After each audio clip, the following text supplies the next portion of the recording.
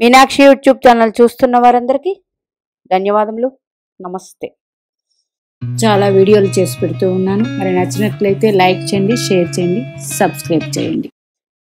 ఏలినాటి శని ఏ రాశులకి ప్రారంభమవుతుంది? పరిస్థితులు, పరిణామాలు, రెమెడీస్ అంటే ప్రతి ఒక్కరికి ఏలినాటి శని అంటే చాలా భయపడుతూ ఉంటారు. అట్లాగే ఎప్పుడు ప్రారంభం? మార్చి నెల 30వ తారీఖు 2025 నుండి ప్రారంభము. ఏలినాటి శని మీన్స్ గ్రహాలలో శని భగవానుడు సంచారం. శని భగవానుడు సంచారం చంద్రరాశి మీదకి సంచారం. అంటే మనం పుట్టినప్పుడు మన రాశి ఏదవుతుందో ఆ రాశి మీదకి సంచారం. ఆ రాశిలో మరి చంద్రుడు ఉంటాడు. అంటే మేషరాశి అనుకోండి, చంద్రుడు అక్కడే ఉంటాడు. లగ్నం ఏదైనా కానీ మేషరాశిలో పుట్టిన వారికి చంద్రుడు అక్కడే ఉంటాడు. అట్లాగే వృషభ రాశిలో పుట్టిన వారికి చంద్రుడు వృషభ రాశిలో ఉంటారు.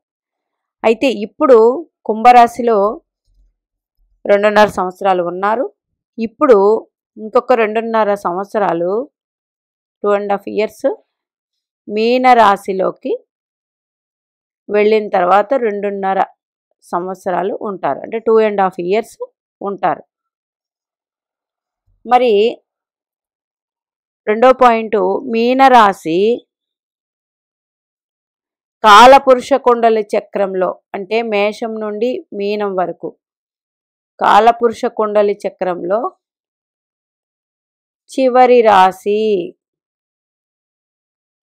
మళ్ళీ 30 సంవత్సరాలు పడుతుంది ఈ రాశిలోకి రావడానికి. మరి మీనరాశి మానవ శరీరంలో చూపించే అవయవం పాదాలు.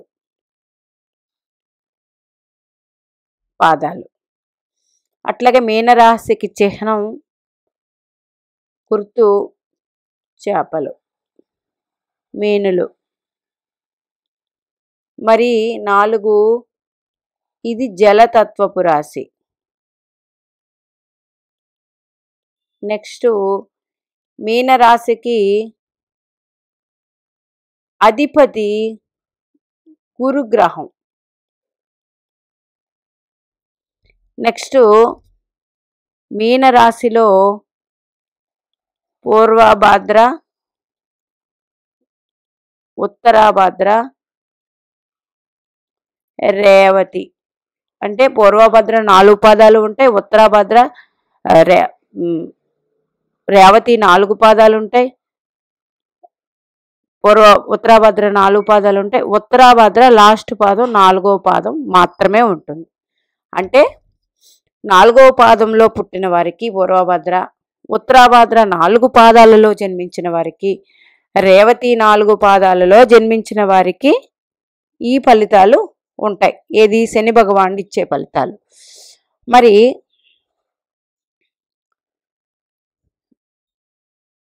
కాలపురుష కుండలి చక్రానికి 12వ భావం అని చెప్పాను కదా. శని భగవానుడు కారకత్వాలు ఏంటి? శనికి ఏ భావాలకి కారకత్వం ఇచ్చారు? కారకత్వం కాదు, ఏ భావాలకి కారకుడయ్యారు? శని భగవానుడు కారకం ఏ భావానికి వచ్చింది? 8, 12. అంటే శని భగవానుడు ఆధిపత్యం వృశ్చిక రాశి మీద, మీనరాశి మీద సంపూర్ణమైన ఆధిపత్యం కలిగి ఉన్నాడు కాలపురుష కుండలి చక్రంలో. మరి 12వ రాశిలో ఆధిపత్యం కలిగి ఉన్నాడు. మరి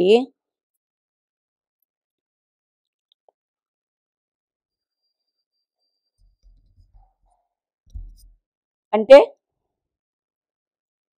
శని భగవానుడు తన కారక ప్లేస్కి వెళుతున్నాడు. కాలపురుష కుండలి చక్రం ప్రకారం. మరి కారక భావనాశాయ అంటారు. కానీ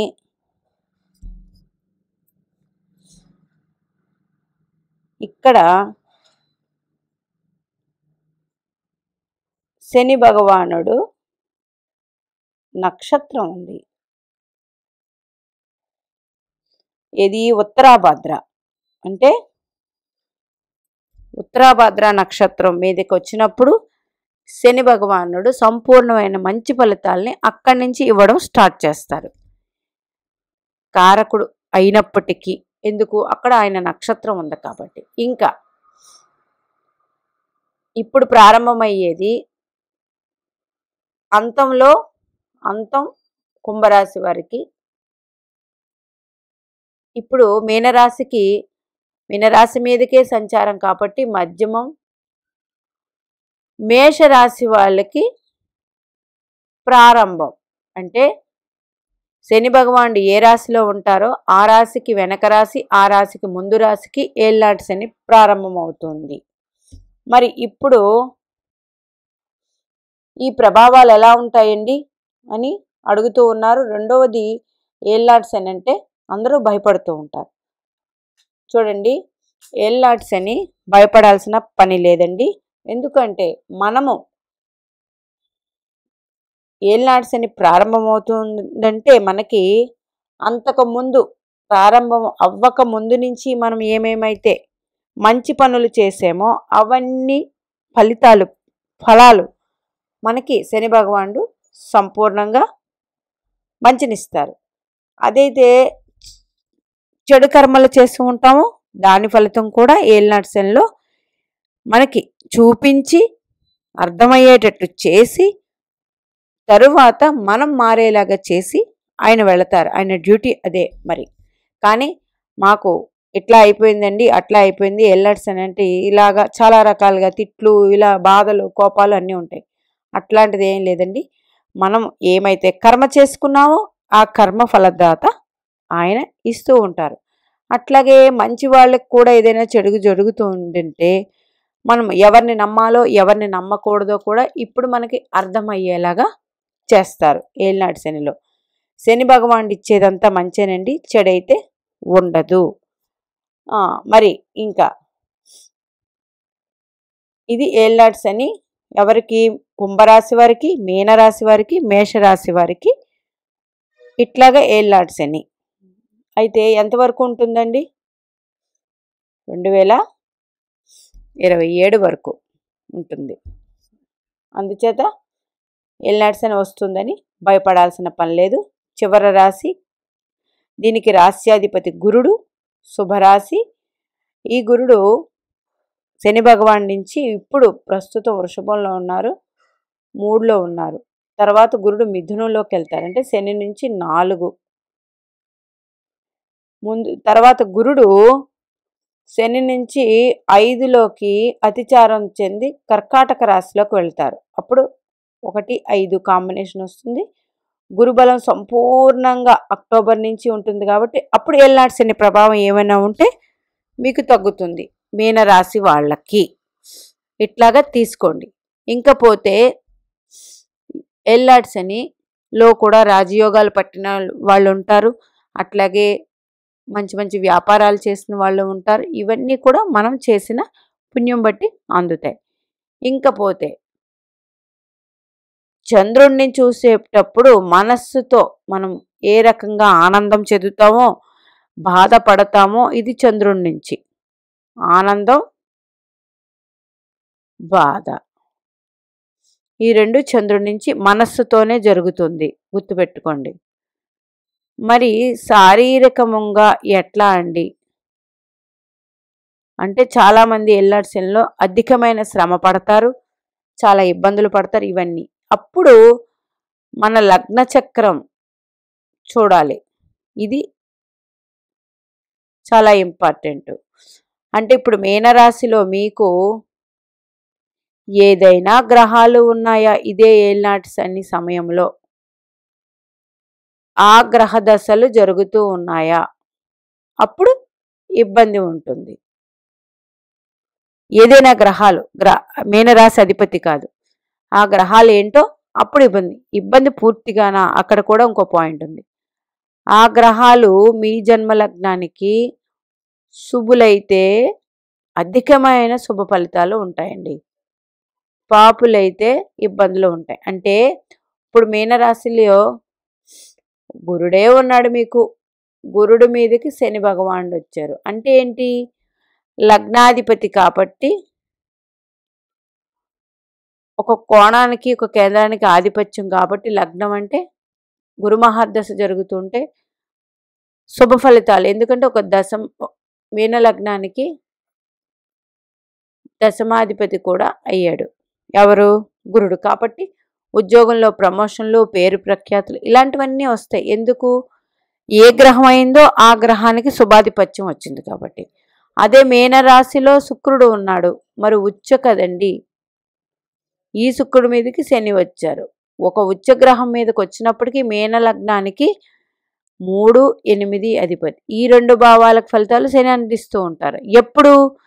శుక్ర మహర్దశ కానీ శుక్ర అంతర్దశ కానీ జరుగుతూ ఉండాలి. జరగకపోయినట్లయితే ఇప్పుడు చెప్పిన ఫలితాలు ఉండవు.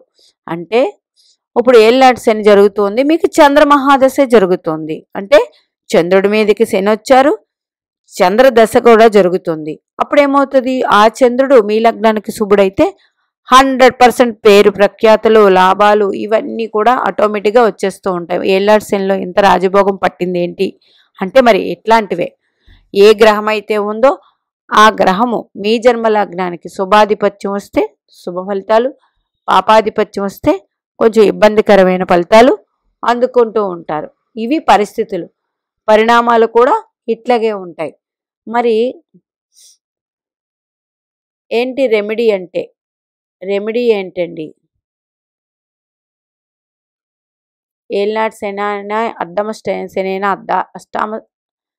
అష్టమ శని అయినా రెమెడీస్ ప్రతి శనివారం శని భగవానుడికి తైలాభిషేకం చేసుకోవడం, ప్రదక్షిణ చేసుకోవడం, అట్లాగే ఈశ్వరాభిషేకం చేయించుకోవడం, రావడం, ఈ 3 కంపల్సరీ. లేదా నెలకు ఒక్కసారైనా ఆ పని చేయండి. నెక్స్ట్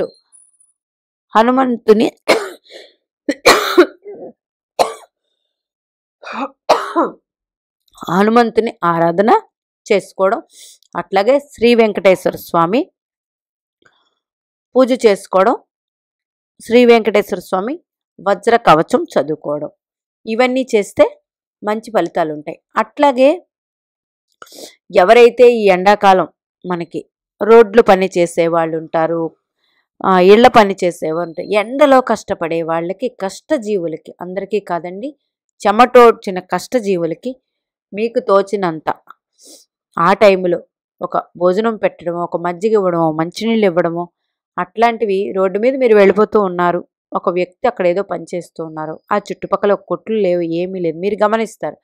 అలాంటప్పుడు మీ దగ్గర వాహనం ఉన్నా, మీ వాహనంలో ఏదైనా ఉన్నా వాళ్ళకి ఆ ఎండకి దాహం తీర్చండి. అప్పుడు 100% శని భగవానుడు అనుకూలమైన ఫలితాలు ఇస్తారు. ఇట్లాగా చేస్తూ ఉంటే మంచి ఫలితాలు 100% వస్తాయండి.